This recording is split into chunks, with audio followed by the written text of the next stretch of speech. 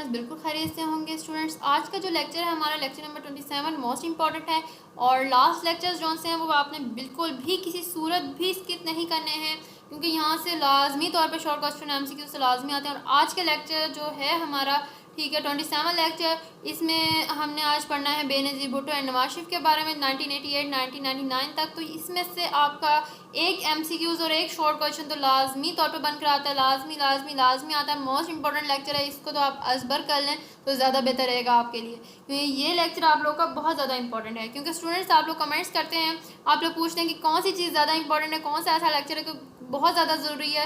तो lecture 16 to 29 तक तो वैसे ही बहुत ज़्यादा ज़रूरी लेक्चर्स हैं, जो आप बिल्कुल भी स्किप ना करें तो आप लोग के लिए बहुत अच्छा है, क्योंकि यहीं से आप लोग के एमसीक्यूज़ बहुत ज़्यादा बनकर आते हैं, शॉर्ट क्वेश्चन बहुत ज़्यादा बनकर आते हैं फाइनल टर्म के लिए।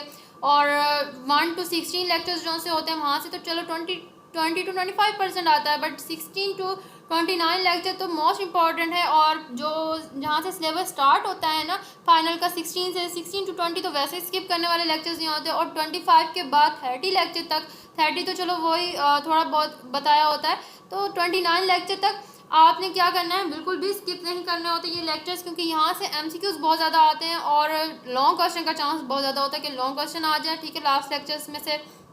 और शॉर्ट क्वेश्चन तो आता ही आता है। तो ये डेट्स आपको दी हुई है, जैसे कि मैंने अपने हर लेक्चर में आपको कहा है कि आपने एक नोट बनाना है, ठीक है, नोट कॉपी बनानी है। अगर आप चैनल पर न्यू हैं तो मैं आपको अगेन बता दूं कि आपने एक नोट्स बनाने हैं जहाँ पर आपने ये सारी डेट्स लिखनी है। जैसे बेनज़ीर जो कम्स उनकी पावर आई थी, कब आई थी बेनज़ीर की, 1988 में।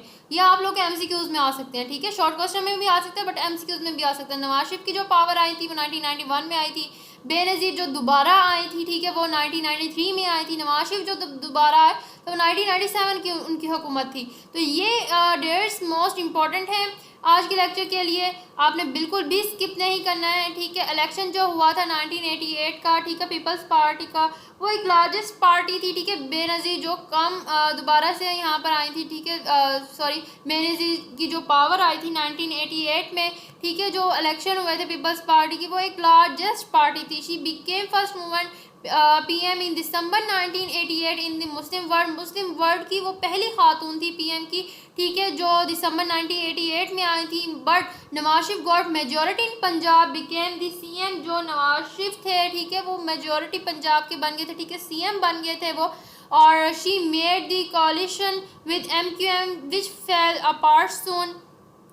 यहाँ पर उसने जो था जो नवाज शरीफ थे, लेकिन जो नवाज शरीफ थे वो पंजाब में अक्सर मिली और वज़ीर आला बने। इसने एमक्यूएम के साथ इत्तेहाद किया जो टूट गया इस तरह से। और इसकी हुकूमत जो थी 11 फरवरी से नाकाम रही थी, क्योंकि वहाँ पर क्या था, रिश्वत वगैरह आ गई थी, ठीक है, करप्शन आ गई थी, ठीक है, और बदनवानी आ गई थी, ठीक है, और उसमें नाकाम हो गए थे, ठीक है। साल में सदर के ज़रिए हटा दिए गए, जिनमें आई खान, ठीक है, 1990 में अगस्त में, ठीक है, 1991 में जो थे नवाज शरीफ जो थे इक़्तिदार में आ गए थे।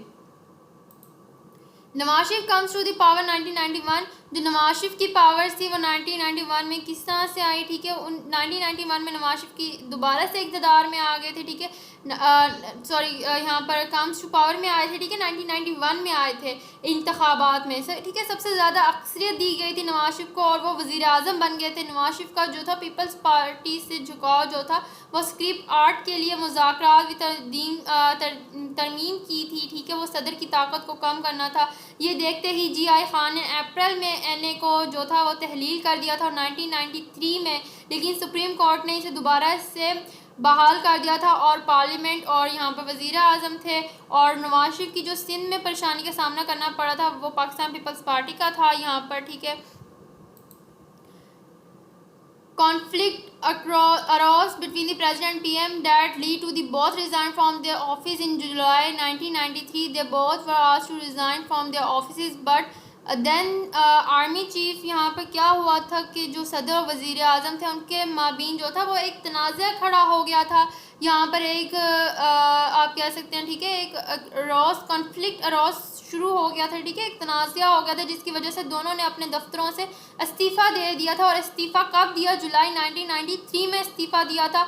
इन दोनों से इस्तीफ़ा देने का कहा गया था और इस वक्त के आर्मी चीफ जो थे उसके ज़रिए, यानी कि ऑफिस में उनके ज़रिए दिया गया था, ठीक है। उसके बाद Benazir returns in power, Benazir दोबारा से अपनी पावर में आ गई थी 1993 में इंतखाबात में, और बेनज़ीर भुट्टो जो थी वो पीपल्स पार्टी एनए में सबसे ज़्यादा बड़ी पार्टी की हैसियत से दोबारा इक़्तिदार में आ गई थी और वज़ीर आज़म बन गई थी वो। This time she made his own party man, उन्होंने उस वक्त खुद की एक पार्टी बनाई थी। प्रेसिडेंट फ़ारूक लगारी फॉर्मर CSP, जो यहाँ पर इस बार उन्होंने अपनी पार्टी का एक आदमी बनाया था। सदर फ़ारूक लगारी साबिक CSP के नाम से, ठीक है, उनका नाम था। Her second term was more damaging as even her the brother Murtaza Bhutto was killed with cold blooded murder on the road at the entrance of his in Karachi. इसकी जो दूसरी मियाद थी उससे भी ज़्यादा नुकसानदेह थी। उसके जो भाई थे मुर्तज़ा भुट्टो के साथ जो थे वो मारा गया था और सड़क पर सर खून का उनको कत्ल कर दिया गया था, और कराची में वो दाखिला उनका हुआ था, ठीक है, जब दाखिल हो रहे थे तब रोड पर उनको मर्डर कर दिया गया था। She was ultimately removed by her own chosen president Farooq लगारी इन नवंबर 1996। अब जो उन्होंने जिनको इंतखाब किया जिस सदर का, ठीक है, फ़ारूक लगारी का, उन्होंने क्या किया कि 1996 में नवाज शरीफ को यहाँ पर दोबारा से यानी कि रिमूव कर यहाँ पर इक़्तिदार दे दिया था उन्होंने। She was ultimately remove by her on chosen, वो अल्टीमेटली रिमूव हो गई थी उनके ही चूज़ किए हुए प्रेसिडेंट से, ठीक है, जो लगारी थे 1996 में, ठीक है। और यहाँ पर जो आखिरकार से खुद ही हटा दिया गया था, और किसने हटाया था? जो चौधरी यहाँ पर यहाँ पर जो प्रेसिडेंट फ़ारूक लगारी थे उन्होंने हटाया था। हालांकि इनको जो इंतखाब पर रखा था वो बेनज़ीर भुट्टो ने रखा था, ठीक है। अब जब बेनज़ीर भुट्टो की जो सीट थी वो चली गई थी, इस वजह से नवाज शरीफ जो थे दोबारा से पावर में आ गए थे, और वो कब आए? 1997 में आए थे, ठीक है, फरवरी 1997 में आए थे। ये मोस्ट इम्पॉर्टेंट है कि कब आए थे? फरवरी 1997 के इंतखाबात में नवाज शरीफ की पार्टी सबसे ज़्यादा नशिस्तें जीत चुकी थी और वो फिर से PM बन गए थे, ठीक है। फ़ारूक लगारी जो थे, फ़ारूक लगारी ने इसे हटाने की पूरी कोशिश की कि हुकूमत, लेकिन नाकाम रही, ठीक है, यहाँ पर नाकाम रहा वो, जिसकी वजह से वो मुस्तफ़ा हो गए थे, ठीक है, सदारती दफ्तर से मुस्तफ़ा हो गए थे, क्योंकि उन्होंने बड़ी कोशिश की कि वो नवाज शरीफ को हटा दे, लेकिन वो इस चीज़ में फेल हो गए थे। Nawaz Sharif succeeded in passing 3rd and 14th amendments, जो वो थे नवाज शरीफ थे वो 13 यानी कि यहाँ पर अमेंडमेंट्स में से 13 से 14 अमेंडमेंट्स पास कर गए थे, ठीक है। Curtailing president power in to dismiss PM and यहाँ पर जो 13वीं सजाती इक़्तिदार को कम करना था, ठीक है, वज़ीर आज़म और ना को बर्खास्त किया गया था, ठीक है। 14वीं फर्स्ट क्रॉसिंग को रोका गया था 19 यहाँ पर, और 1977 Pakistan with US, Saudi Arab and UAE recognise the Taliban regime in the Afghanistan. जो 1997 में पाकिस्तान में अमेरिका, सऊदी अरब और मुत्तहिदा अरब जो थे यहाँ पर मुत्तहिदा अरब अमारत के साथ अफगानिस्तान में जो तालिबान थे उसकी हुकूमत को तस्लीम कर लिया गया था। 1998 में 25 मई भारत ने जौहरी तजुर्बात किए और आज़ाद कश्मीर पर कब्ज़ा करने की कोशिश कर ली थी कि कश्मीर को किस तरह से कब्ज़ा कर लिया जाए। पाकिस्तान ने 28 मई को जवाब दिया था, और 1998 में जौहरी जो थे तजुर्बात यहाँ पर हुए थे। Nawaz Sharif also nice freezing of foreign currency account, जो नवाज शरीफ थे उन्होंने भी यहाँ पर जो फ्रीजिंग जो हुए थे फॉरेन करेंसी अकाउंट्स उनके हुए थे, अनाउंस किया था उन्होंने, ठीक है। और the relation Pakistan and India normalize when the India PM Atal Bihari Vajpayee visited Lahore on bus. जो रिलेशन था पाकिस्तान का और इंडिया का वो नॉर्मल ही था। इंडिया के जो PM थे अटल बिहारी, ठीक है, वाजपेयी, वो उन्होंने विज़िट किया था लाहौर में, ठीक है, बस के ज़रिए। सून आफ्टर डैट पाक army took control of the Kargil was part of Pakistan 1971। उसके बाद पाक आर्मी ने जो था कंट्रोल जो ले लिया था वो कारगिल का ले लिया था। कारगिल भी पाकिस्तान का एक हिस्सा था 1971 में। On the domestic level Nawaz Sharif tabled the 15 amendment the made Quran and Sunnah the supreme law of Pakistan. उसके बाद नवाज शरीफ ने एक टेबल बनाया था 15 अमेंडमेंट का, ठीक है, जिसमें कुरान और सुन्ना को सुप्रीम लॉ बनाया गया था पाकिस्तान में। Nawaz Sharif took the constitution in his and then tried to dismiss the CNC Parvez Musharraf. जो जब कॉन्स्टिट्यूशन नवाज शरीफ ने इक़्तिदार संभाला तो उन्होंने ट्राई किया के जो CNC थे, परवेज़ मुशर्रफ थे, उनको डिसमिस कर दिया जाए। This brought his downfall and arrival of the martial law after 10 years of the civilian government। इस वजह से डाउनफॉल आया और मार्शल लॉ भी लगा था, ठीक है, 10 years of the civilian government।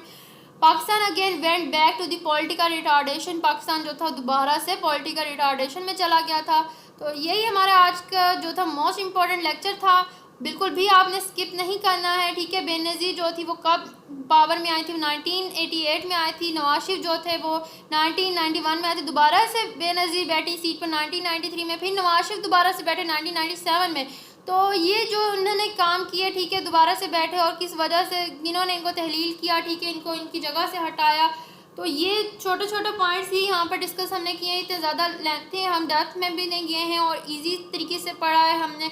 तो आप लोगों ने लेक्चर को अच्छी तरीके से याद कर लेना है। यहाँ से आप लोगों को शॉर्ट क्वेश्चन और MCQs तो लाजमी तौर पर आता है, ठीक है, MCQs लाजमी आता है। आप लोगों ने डेट्स बिल्कुल भी किसी सूरत स्किप नहीं करनी है। डेट्स याद करने का सबसे अच्छा तरीका ये होता है कि आप नोट्स बना लें। नोट्स में आप लिखें कि बेनज़ीर कम्स टू पावर, जैसे लिखा हुआ 1988, इसी तरह से आप लिख लें, ठीक है। और जब भी आप पेपर से पहले भी 2-3 बार आप पढ़ लेंगे ना डेट्स, इसी तरह से आपको जहन में बैठ जाएंगी। ऐसा नहीं होता कि डेट्स स्टूडेंट्स कहते हैं हमें याद नहीं होती हैं, लेकिन जब आपका खुद का लिखा हुआ आपके सामने बार बार आए ना तो आपको याद हो जाती हैं, आपके जहन में बैठ जाती हैं। बार बार एक चीज़ शफल हो आपके सामने, आप बार बार उसको पढ़ें तो वो चीज़ आपके जहन में बैठ जाती है। ऐसा नहीं होता कि कोई भी स्टूडेंट जितना भी वीक हो नहीं कर सकता। अगर आप में ये पावर है याद करने की, ठीक है, आपको लगता है कि आप यूनिक हैं, ठीक है, स्टूडेंट्स आप कर सकते हैं, तो आप बिल्कुल भी पीछे ना हटें। आपने अच्छे तरीके से तैयारी करनी है और ये MCQs में अच्छे नंबर लेने का सबसे अच्छा तरीका है और शॉर्ट क्वेश्चंस में भी, ठीक है। आप लोग के जब आप MCQs अपने क्लियर कर रहे होते हैं ना,